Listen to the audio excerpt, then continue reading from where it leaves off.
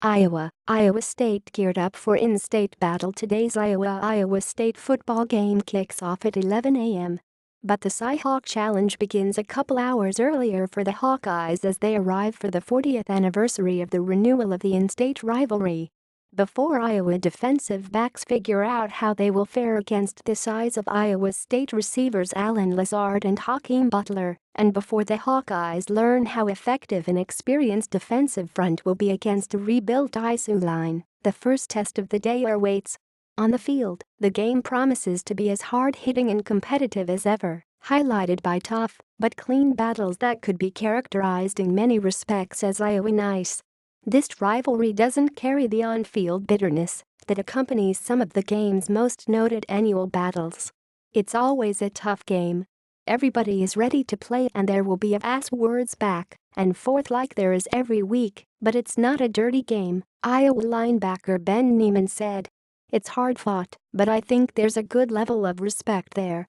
Iowa State coach Matt Campbell, preparing for his second Cy-Hawk game, isn't mentioning Iowa by name, but as the final hours tick off the countdown clock in the ISU locker room that breaks down the minutes before the game against the team out east, he isn't shy about talking about the respect he senses. When I look at their game last week, I see a team that looks like it had success last season, Campbell said. I have a great deal of respect for how they have went about building their program and how they compete on week-in, week-out basis. Off the field, Iowa players are preparing for a different game as they make their way into the locker room at Jack Trice Stadium. From where a bus drops them off in front of the athletic office building, they will walk a little over 100 yards through a tunnel of fans wearing cardinal and gold, and nice doesn't exactly describe the greetings that will be directed at the Hawkeyes. It's crazy, running back Akram Wadley said. Cornerback Joshua Jackson said it was during that walk 2 years ago when he realized the significance of the rivalry.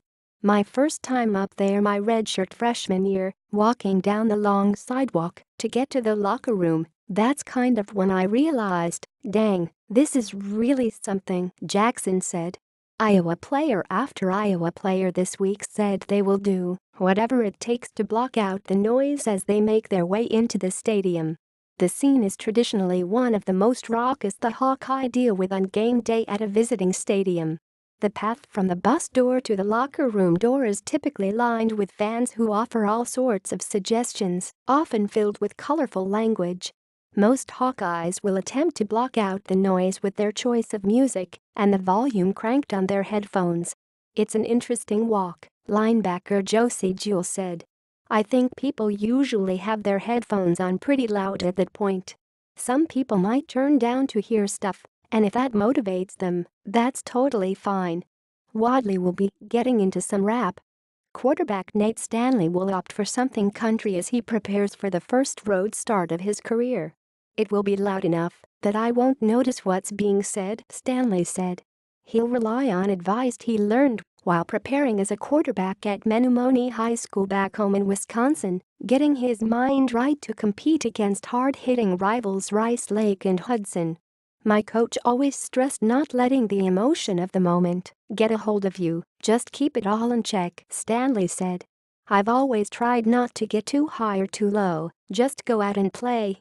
He expects a few nerves, that's the norm before every game, Stanley said, but he doesn't the atmosphere before or during the game to impact his performance. Neiman, whose father Jay played for the Cyclones from 1979 to 82, said the intensity of the rivalry does separate the Cy-Hawk game from others Iowa plays during the season. There's an energy in the stadium on game day, and certainly as you're walking into the stadium you see it and sense it, that makes this game special, Neiman said. Walking in, your thoughts are on the game, and any noise is kind of blurred.